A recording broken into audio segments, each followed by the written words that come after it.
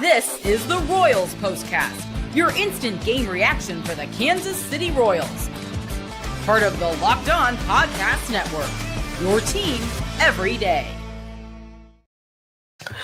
Welcome into the Royals POSTCAST here on the Locked On Podcast Network, your team every day. I'm your host, Chance Liebau, and I'm here to give you reactions and live shows after every single Royals game the rest of the way. Follow me on Twitter at Chance Liebau. That's at ChanceLiebau. If you can't make a show live, don't worry. These episodes will be uploaded for you to listen to on demand wherever you get your podcasts. I want to say thank you for making the Locked On Royals podcast or the Royals POSTCAST your first listen of the day. Before we get started, remember to subscribe to the channel and turn on our notifications so that you get an alert whenever we go live. Thanks so much for joining the show. Please like the video and join us in the live chat, as we always enjoy people talking in the live chat. We enjoy the interaction. Tonight, probably going to be a little bit more interactive. I'm going to do my best to get to some of the comments because I have to imagine it's going to be a pretty light crew tonight. Friday night usually not as busy for you guys, not as many people here, but obviously going to try to get to as many comments as we can. But while we're here, let's get into it. Here is what you'll be talking about. This is what you'll be talking about. I think Seth Lugo's performance is going to be what is at the forefront of everybody's minds right now. Just an atrocious day for him on the mound. I think this was far and away his worst start of the season. Jack tweeted it out. This was his worst start of the season. He hadn't given up more than 5 earned runs all season. His command was off, and he was not fooling the Twins whatsoever. I'm going to look up and see if he's had a bad history against the Twins. Maybe Jack talked about it on the show yesterday. He usually does a good job of previewing the series. But a guy like Lugo, whose stuff is kind of supposed to fool you a little bit, he just was not very he wasn't very sharp today. His stuff wasn't there. The Twins saw him well, and he wasn't throwing strikes, and that's going to get you in trouble more times than not.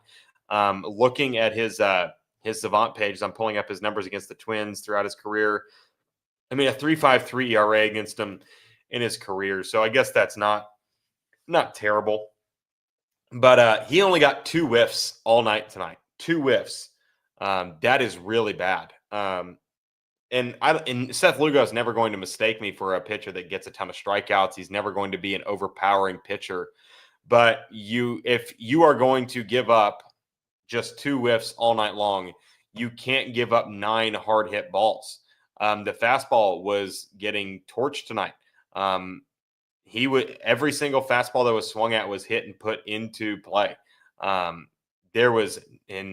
He was not in the zone. He was 49% in the zone, fastball 50%, cutter 44%, curveball 8% in the zone. I mean, that's just not going to be good enough for you. And then when the ball was in the zone, 65% contact rate or 65% swing rate. They were being aggressive in the zone. This is a Twins team that's really playing with nothing to lose right now, and that's showing. It shows. They're playing fast and loose, and the Royals just don't seem to be playing that way. They're playing tight. And I was talking to my coworker and host of one of our daily shows down here at ESPN Wichita. I asked him about I was talking about the game, the series this week. I said, what really scares me is that they felt like, I mean, even Rex Hudler, who is the epitome of positivity, talking in the Red Sox broadcast about Joe Ryan.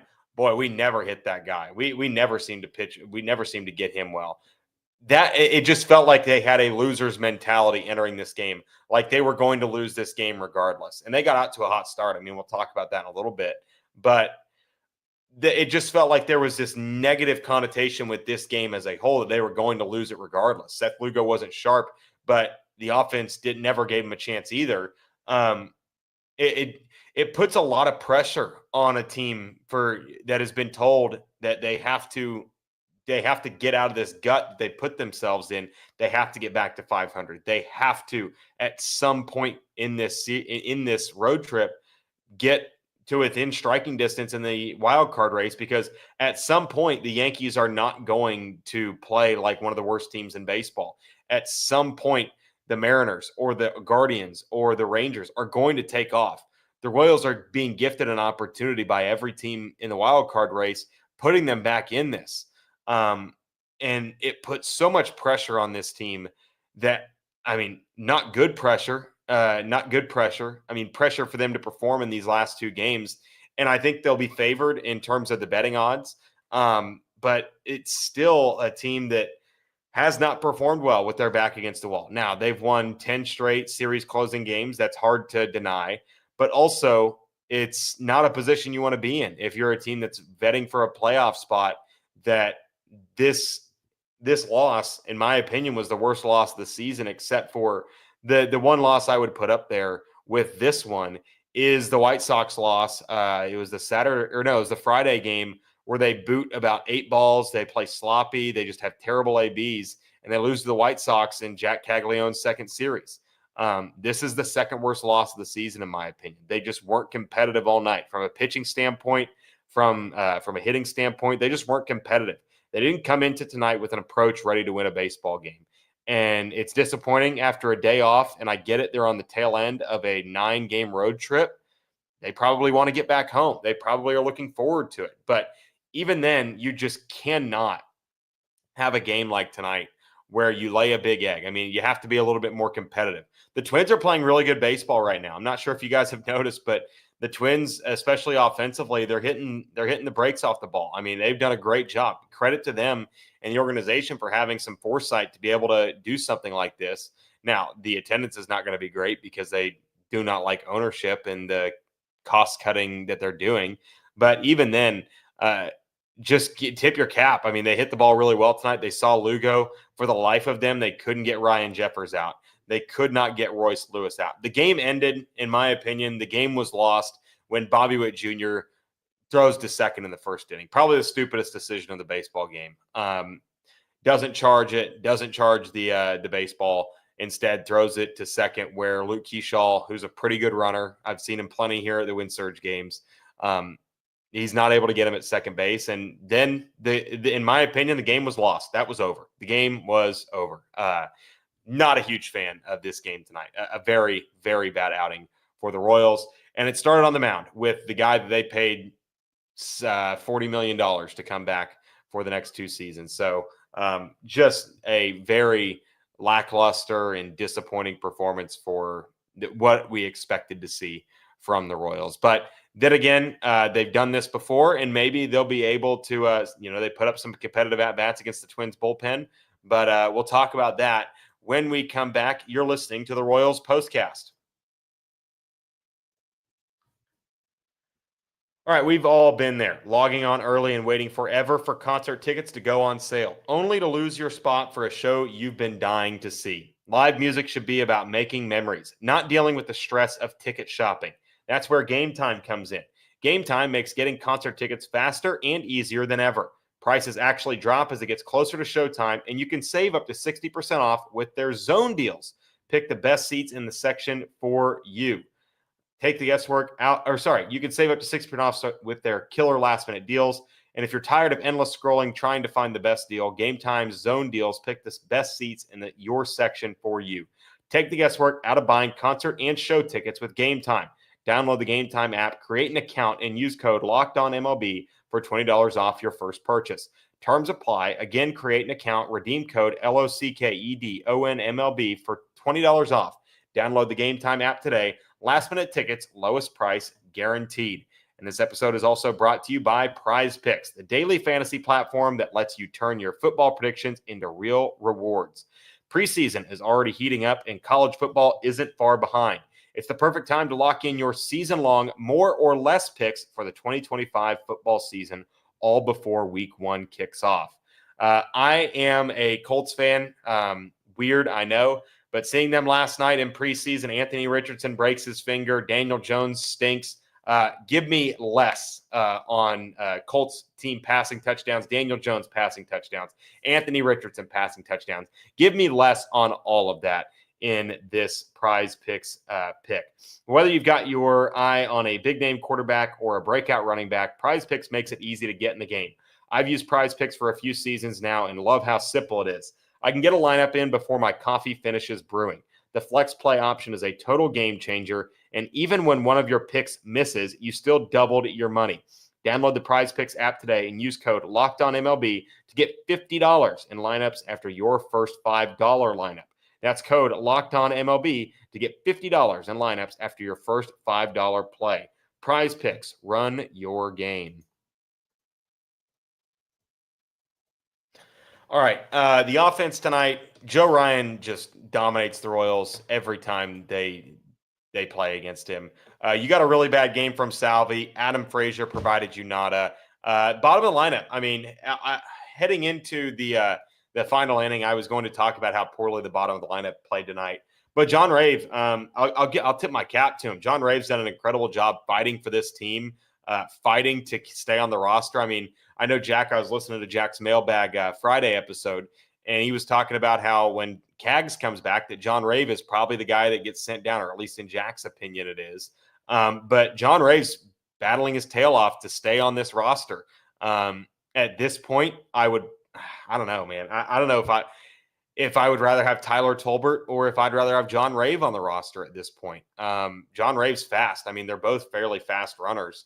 But it's just, man, I like to believe that John Rave has kind of turned it around. I mean, you look at where he's hitting right now. He's up to 198. If he could get that over 200, that'd be impressive. I mean, I have to tip my cap to him after he was atrocious to start the season. I mean, one of the worst WRC pluses in all of baseball. But he's turned his season around, and you got to give him credit for doing that, because it wasn't just him. It was probably Alex Zumwalt and Keone Duran and the entire hitting staff. They've done an incredible job with turning him around, but the offense as a whole today just didn't do enough. Runners in scoring position, 2 for 9. Yastrzemski fails to score a couple runs. They leave 7 on base, including bases loaded with Frazier at the plate in the 8th inning. I know at that point the game was probably over, but even then, just to make the Twins sweat a little bit, it's a really bad bullpen. At least you give yourself an opportunity in the 9th inning to do something special. But then again, they just weren't able to compete tonight against the Twins. And now it gets to be really, really interesting heading into the final 2 games this series, in which we've been saying they just have to be 500. They have to get to 500. 59 and 59, going home has to be the goal. But they are just kind of treading water right now. You'd like to see them start to swim upstream, and they have to at some point here in the next couple of weeks against some very mediocre competition on the horizon. All right, let's get to some comments, because I have done a terrible job of getting to these. Aiden says, I know it's only one really bad start, but was it worth giving Seth Lugo the money? Yes, I still think that Seth Lugo deserves the money.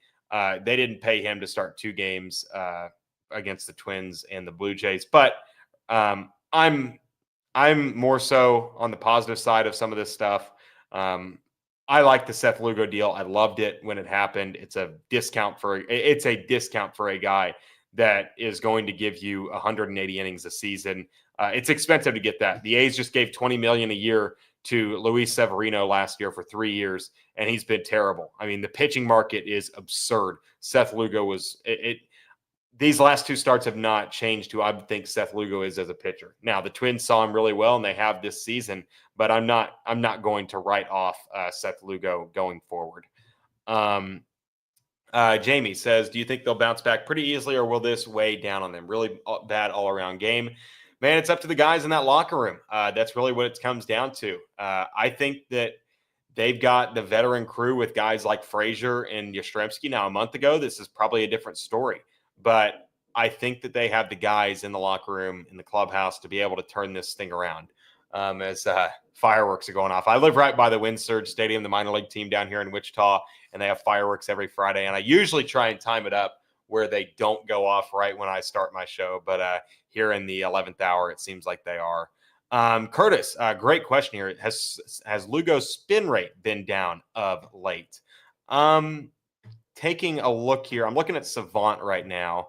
In terms of breakdown, I mean, the fastball was 5 RPM under, cutter 19 under, sinker 7 under, curveball was up 181, changeup down 30, slurve down 9, slider up 70, sweeper up 35. I mean, he's pretty much right where he was. I mean, the only concerning thing would be the changeup's not spinning well.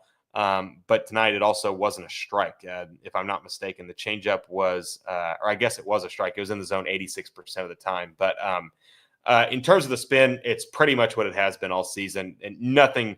I think that if it was noticeable, there would be a checkup on him, like an injury potentially. But I think he's spinning it just fine. Looking around here in the comments, LMW saying, not even sure if we can still talk about the playoffs. I mean, I don't really even care about the playoffs at this point. I really don't. And that's going to sound really bad. But, man, I just want competitive baseball. That's really all I care about at this time of the year. I mean, I have to do this for a living. I have to talk about the Royals for the next month and a half. So I'd like to talk about a team that's at least trying to win games. But obviously, it just seems like they're in a tough position right now. Parker saying, go Cats with the cap. Yeah, this is my favorite hat right here. This is I believe it's Sailor Willie right there. That's one of my favorite hats right there. I just don't think they make the playoffs. But they're in a tough position where there was nothing to sell. And if you sell off on Lugo, if you trade Lugo, who are you starting? You don't pick up Ryan Bergert and those guys and Bailey Faulty. You probably don't get those guys if you sell off on Lugo. But a lot of people just talking about Lugo. Worst game in a Royals uniform. Yeah, I think so too. And Dean saying would be great if they put some fire under their butts and go on an 8-game win streak. Absolutely. Wesley doing his best Jim Mora impression. Great work there, Wesley. I just think that, playoffs are something that is kind of a pipe dream at this point. Just want to root for them to be competitive. I mean, I know you guys are going to be watching the games. I hope personally that you aren't rooting for them to lose. That's just bad fanmanship. But I understand if that's the fan you want to be. If you want to root for a lottery ball, I'd rather root for a competitive team in September. But Gary bringing up a good point. Lugo should reduce his pitch selection and work on command. And that's the thing with Seth Lugo when people talk about his pitch, all of his pitches. I mean, when you look at him, he's got 3 variations of his fastball: 4-seam, cutter, sinker. So those are basically a fastball. He's got a curveball and a slow curveball. So basically a curveball. He's got a slurve, a slider, and a sweeper. What do all 3 of those pitches have in common? They are a slider. They basically a slider.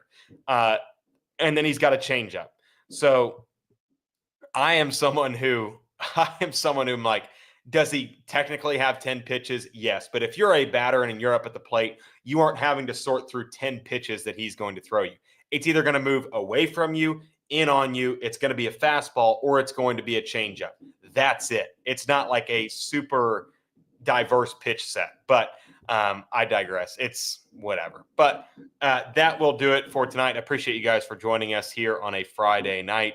We'll be back tomorrow night for another edition of the Royals Postcast. Should be hopefully a fun one as the Royals look to even up the series with the Twins. Be sure to like and subscribe to the channel, like the video, and subscribe to the channel.